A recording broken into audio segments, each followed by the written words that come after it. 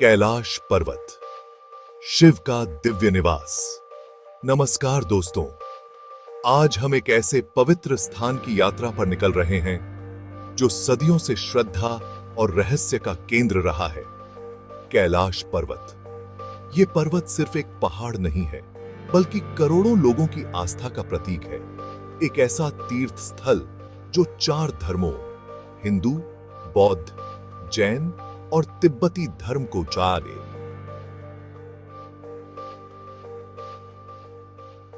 जोड़ता है। तिब्बत में स्थित यह पर्वत समुद्र से लगभग 6,638 मीटर ऊंचा है और इसकी चोटी हमेशा बर्फ से ढकी रहती है।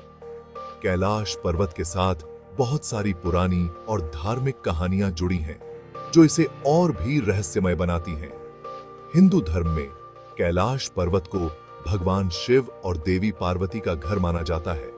कहा जाता है कि भगवान शिव यहां ध्यान करते हैं, जिससे यह स्थान शांति का प्रतीक बन गया है। तो आइए इस वीडियो में कैलाश पर्वत के बारे में और जानते हैं।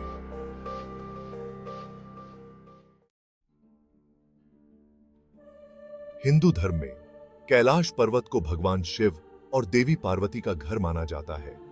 यह पर्वत शिव का केंद्र और आध्यात्मिक स्थान माना जाता है। कहा जाता है कि भगवान शिव, जो विनाश और निर्माण दोनों के देवता हैं, यहां ध्यान करते हैं और दुनिया के रहस्यों को जानने में लीन रहते हैं। कैलाश पर्वत पर मानसरोवर झील है, जो दुनिया की सबसे ऊंची मीठे पानी की झील है। इसे भी बहुत पवित्र माना जाता है। ऐसा माना जाता है कि इस झील में नहाने से इंसान के सारे पाप धुल जाते हैं और उसे मोक्ष मिलता है। यहां देवी पार्वती भी भगवान शिव के साथ रहती हैं, जो शक्ति और प्रेम का प्रतीक है। कैलाश पर्वत पर भगवान शिव और देवी पार्वती की उपस्थिति इस जगह को और भी पवित्र बनाती है। यहां आने वाले लोगों को लगता है जैसे वो भगवान के पास पहुंच गए हों।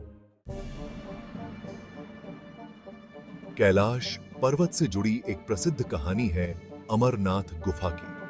कहा जाता है कि एक बार भगवान शिव देवी पार्वती को अमर होने का रहस्य बताना चाहते थे।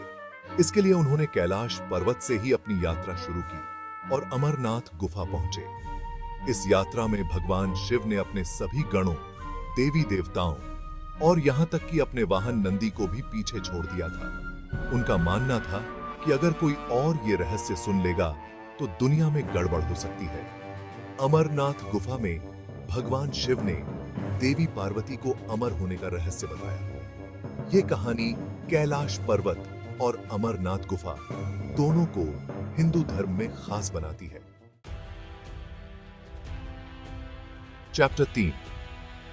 रामायण में भी कैलाश पर्वत का जिक्र है। एक कहानी के अनुसार लंका का राजा रावण, जो कि शिव भक्त था, ने भगवान शिव को खुश करने के लिए बहुत तपस्या की। उसने अपनी ताकत दिखाते हुए कैलाश पर्वत को ही उठाने की कोशिश की।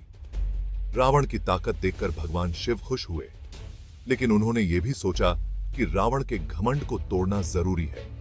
जब रावण अपनी पूरी ताकत से कैलाश पर्वत को उठाने ही वाला था, तब भगवान शिव ने अपने अंगूठे से पर्वत को दबा दिया। इससे रावण का हाथ पर्वत के नीचे दब गया और उसे बहुत दर्द हुआ। उसे अपनी गलती का एहसास हुआ और उसने भगवान शिव से माफी मांगी। भगवान शिव ने रावण को माफ कर दिया और उसे शक्तियों का इस्तेमाल ध्यान से करने को कहा। चैप्टर 4। कैलाश पर्वत सिर्फ हिंदुओं के लिए ही नहीं, बल्कि बौद्ध और जैन धर्म के लिए भी बहुत पवित्र माना जाता है। बौद्ध धर्म में कैलाश पर्वत को कांग रिनपोचे कहते हैं। ये बौद्ध धर्म के एक महत्वपूर्ण देवता बोधिसत्व चक्र संवर का घर माना जाता है। तिब्बती बौद्ध धर्म में मान्यता है कि कैलाश पर्वत की परिक्रमा करने से इंसान को आध्यात्मिक शक्ति मिलती है और उसे मोक्ष मिलता है। जैन धर्म में भी कैलाश पर्वत का खास महत्व है। जैन धर्म के लोगों का मानना है कि ये पर्वत उनके पहले तीर्थंकर भगवान ऋषभदेव का निर्वाण स्थल है। कुल मिलाकर कैलाश पर्वत अलग अलग धर्मों की आस्था का एक अद्भुत संगम है। चैप्टर 5। कैलाश। पर्वत का जिक्र हिंदू पुराणों में समुद्र मंथन की कहानी में भी मिलता है। ये कहानी देवताओं और असुरों के बीच अमृत के लिए हुए युद्ध की कहानी है। इस मंथन में मंदराचल पर्वत को मथनी और भगवान शिव के नाग वासुकी को रस्सी की तरह इस्तेमाल किया गया था। कहा जाता है कि मंथन के दौरान जब मंदराचल पर्वत डूबने लगा, तब भगवान विष्णु ने कछुए का रूप लिया और अपनी पीठ पर पर्वत को उठा लिया। यह भी माना जाता है कि मंदराचल पर्वत असल में कैलाश पर्वत का ही एक हिस्सा था। समुद्र मंथन की यह कहानी कैलाश पर्वत को हिंदू धर्म में और भी महत्वपूर्ण बनाती है। दोस्तों, कैलाश पर्वत सिर्फ एक पहाड़ नहीं, बल्कि आस्था और रहस्य का अद्भुत संगम है। ये 4 धर्मों की आस्था का केंद्र होने के साथ साथ बहुत सुंदर भी है। कैलाश पर्वत को 4 नदियों ब्रह्मपुत्र, सिंधु, सतलुज और कर्णाली का उद्गम स्थल भी माना जाता है, जो इसे और भी खास बनाता है। ये जगह प्रकृति प्रेमियों और तीर्थयात्रियों के लिए स्वर्ग जैसी है। हालांकि इसे इतना पवित्र माना जाता है कि यहां चढ़ाई करने की अनुमति नहीं है।